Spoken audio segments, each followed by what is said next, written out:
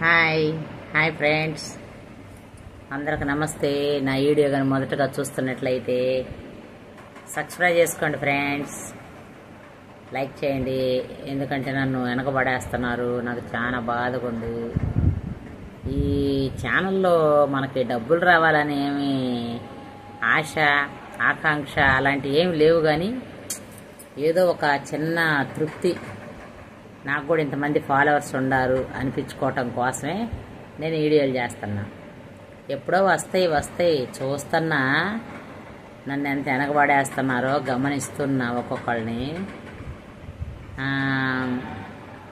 పుట్టి సోది మాటలకి, వాళ్ళ మీద వీళ్ళ మీద వీళ్ళ సాడీలు చెప్పే మాటలకి, ఇట్టటాటికి ఇళ్ళ పక్కోళ్లే కాదు ఆకర్షితులు, యూట్యూబ్లో కూడా ఆకర్షితులు అయిపోయారు, నాకు తెలుసు. అందుకే మనం ఎవరికి ఏం చెప్పినా మన మాట ఎవరో వినరు. అందుకే మన పని మనం చేసుకుంటూ పోవాలి. అందుకే మన పని ఏదో మనమే చేసుకోవాలి. అందుకే నా రూటే వేరు, నా రూటే సపరేట్ అన్నట్టు, నా దారి రహదారి. ఓకేనా ఫ్రెండ్స్? ఇలా అయితేనే నాకు మంచిగా అనిపించింది. అంతేగాని వాళ్ళు వీళ్ళు ముచ్చట్లు ఈ మిక్స్ చేయటం, రీమిక్స్లు చేయటం ఇవన్నీ ఎందుకని అప్పుడప్పుడు నేను అందుకే ఏదన్నా ఒక మంచి టాపిక్ తీసుకుంటా, సినిమా టాపిక్ తీసుకుంటా, అట్లా చెప్తా. కానీ ఇంకా వేరే మనం కల్పితాలు అబ్బోత కల్పనలో మనకి ఇష్టం ఉండవు అనమాట. తెలుసు కదా మీకు. నా వీడియోలు ఇప్పుడు దాకా ఎన్ని చూసి ఉంటారో, చూడకపోతే దయచేసి చూడండి ఫ్రెండ్స్. నేను ఎడిదిరిగి బయటికి వెళ్ళి కూడా తీయలేను వీడియోలు. లాంగ్ వీడియోలు పెట్టాలన్నా, ఎక్కడికన్నా హోటల్కి వెళ్ళి ఫుడ్ తింటున్నా, అట్లా బజార్కి వెళ్ళినప్పుడు తీద్దామంటే నా మొగుడా ఊరుకోడు. నా మొగుడు ఒకడు ఫోన్ పెట్టేయి అంటాడు, ఓవర్ వీడియోలు తీవాక అంటాడు. ఆయనతో నాకు ఒక పెద్ద చిక్కు వచ్చింది. నా మొగుడేమో తీయొద్దు అంటాడు, నాకేమో ఇష్టం. ఇది ఏం చేద్దాం, కొన్నిసార్లు అడ్జస్ట్ అవ్వాలి కదా భర్తలతో. అందుకే అలా నెట్టపోతున్నా ఎట్టొకట్ట. ఫ్రెండ్స్, ఇప్పుడు ప్రాముఖ్యమైంది ఆరోగ్యం. ఈ ఆరోగ్యం గురించి మీకు రెండు సూత్రాలు చెప్పి వీడియోని ముగిద్దాం అనుకుంటున్నా. వేసవి కాలం వచ్చింది కదా, కొంతమందికి బ్లడ్ తక్కువ, వాళ్ళకి హ్యాండ్స్ కుడి భుజం లాగిద్ది, కాళ్ళు బాగా నొప్పులు పుడతనీలని ఒక పెద్ద రోగం లాగా అది ఫీల్ అవ్వద్దు. హాస్పిటల్కి వెళ్ళి చూపించుకోండి, నార్మల్ అంతే. రాస్తే రాపించుకోండి నొప్పులకి.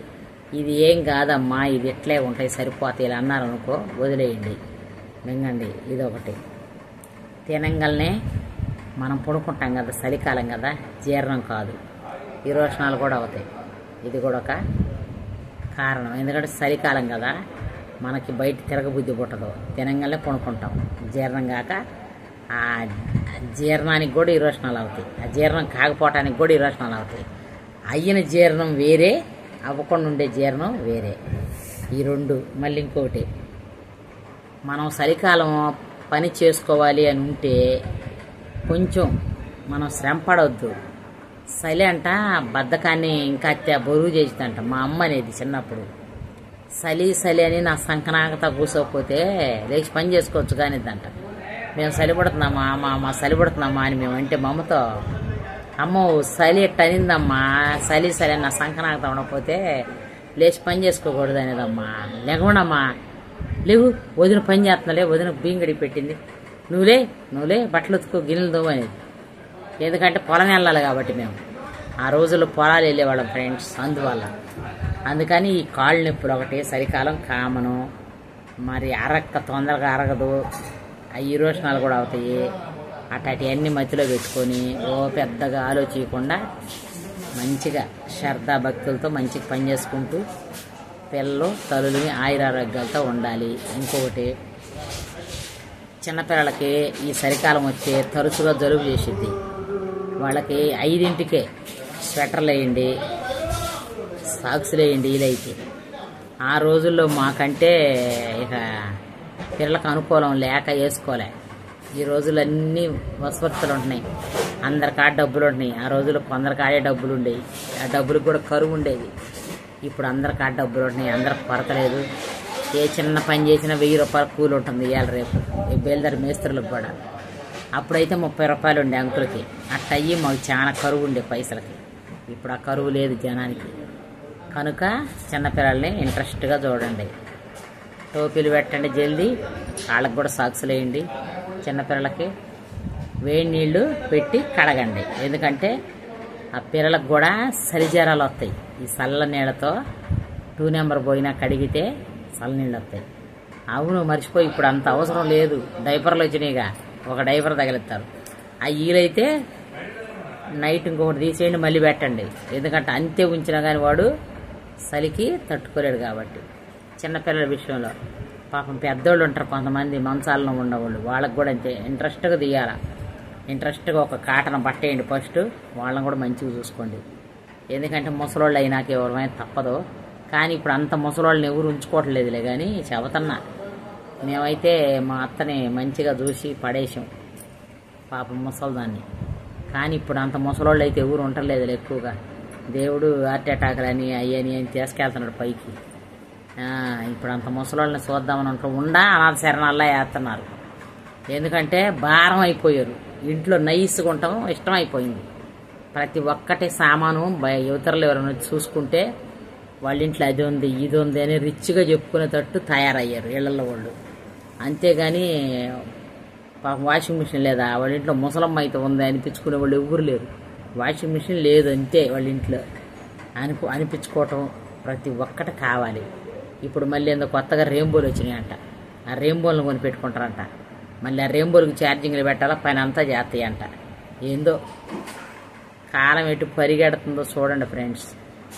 మళ్ళీ ఇంకోటి ఉంది, ఎంత కష్టపడి మనం సంపాదించినా జానెడు పొట్ట కోసమే. ఎంత మెప్పించి జనాన్ని మెప్పించినా మనం ఉండేది ఆ ఇంట్లోనే. ఎవరైనా సరే వాళ్ళ ఇల్లు బాగుంది అంటేనేమో అదొక తృప్తి అయిపోతాం. బాగాలేదు అన్నారనుకో మనం అప్సెట్ అయిపోతాం. అది ఒక్కటే వాళ్ళకి పాయింట్ చేసుకుంటారు. ఒక్కొక్కళ్ళు బాగలేదంటూ నేర్చుకున్నారు. నేను చెప్తున్న ప్రాక్టికల్గా నన్నే అన్నారు బాగుండదని. ఇట్ట తయారయ్యారు మా బంధువులే. ఏం బాగా చేశారు, ఏం బాగలేదు కూర, నేను వండితేనా సూపర్, నేను చాయ్ పెడితేనా సూపర్ అంటారు. మనం చాయ్ పెట్టినవి బాగలేవంటారు, మనం చికెన్ వండినవి బాగలేవంటారు. వాళ్ళు ఎంత కమ్మంగా వండుతారో వాళ్ళకే తెలియదు. అంత రుచిగా కూడా ఉండవు. కానీ మనం వెళ్ళి పేరు పెట్టకూడదు. మనం బాగున్నాయి అని తిని రావాలి వాళ్ళ ఇంట్లో. ఎందుకంటే మనం ఒకళ్ళని అనొద్దని నేనైతే ఊరింటికి పోయినా బాగుంటే చాలా బాగుండి అని చెప్తా. ఇంకా 10 సార్లు అయినా బాగా లేకపోయినా బాగుండి అని తినొస్తా. ఒక్కొక్కళ్ళ ఇంటికి పోతాం, టైం బ్యాడ్, అన్నం చిమిడిద్ది, తిని రావాలి. ఈరోజు అన్నం చిమిడింది, మీరు చుట్టాలు వచ్చారు, ఈరోజు అన్నం చిమిడింది అని 10 సార్లు చెప్పింది. చిమిడి అన్నం తింటేనే మంచిదే, నువ్వేం టెన్షన్ తీసుకోబాకు, ఇది చాలా జీర్ణం అయింది, తొందరగా జీర్ణం అయింది, ఎట్టగే తినాలి అసలుకి అని ఎంకరేజ్ చేసి రావాలి ఎవరినైనా సరే. ఒకళ్ళ ఇంట్లో వాషింగ్ మిషన్ లేదు అని అన్నారు అనుకో, మీకు ఇంకా వాషింగ్ మిషన్ కొనుక్కో తొందరగా అనొద్దు. తీసుకుందురులే వాళ్ళు ముందు మనం వెనక. ఏమైంది, చేత్తో ఉతుక్కొని ఆరేసుకొని తొడుక్కొని అన్నాళ్ళు తొడుక్కోలేదా, ఆ మిషన్లోనే ఉతుక్కోవాలా అని ఎంకరేజ్ చేయండి. ఎవరినైనా అప్సెట్ చేయొద్దు ఫ్రెండ్స్. నా పాలసీ అది. మీరు కూడా అలా ఉండాలని నేను కోరుకుంటున్నా. నా వీడియోలు కానీ చూస్తున్నట్లయితే నాకు లైక్ చేయండి, సబ్స్క్రైబ్ చేసుకోండి, ఎవరికన్నా 10 మందికి షేర్ చేయండి. నా వీడియోల్ని ముందుకు తీసుకోండి. ఓకేనా? నేను చెప్పిన 3 సూత్రాల్లో చలికాలం పిల్లలకి సాక్స్లేసి పండేయండి. చలికాలం నొప్పులు వస్తాయి, కాళ్ళు నొప్పులు, చెయ్యి లాగుతాయి, ఎట్టుంటాయి. ఏం టెన్షన్ పడద్దు. బీపీ ఉందేమో నాకు అది ఇది అనుకోవద్దు. జల్దీ తినకపోతే జీర్ణం కాదు. జల్దీ తింటామా, తిరగకపోతే చలికాలం కదా ఒక్కొక్కరికి జీర్ణం కాదు. ఎక్కువ తినకూడదు చలికాలం. అన్నం కొంచెమే తినాలా.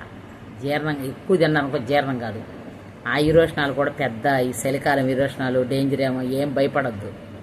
అన్నం తగ్గించుకొని జీర్ణం అయ్యే ఆహారాలు తినండి. రసాలు అవి చూసుకొని పప్పు ఓకేనా? చిన్నపిల్లల విషయంలో అది, ముసలుల విషయంలో అది. నేను 3 పాయింట్లు చెప్పా. 3 పాయింట్లు ఇంట్రెస్ట్గా కేర్ చేయండి. మీ ఇంట్లో సుఖశాంతాలతో సంతోషాలతో ఉండండి. ఓకేనా? బాయ్ ఎవ్రీబడికి. బాయ్. నమస్తే.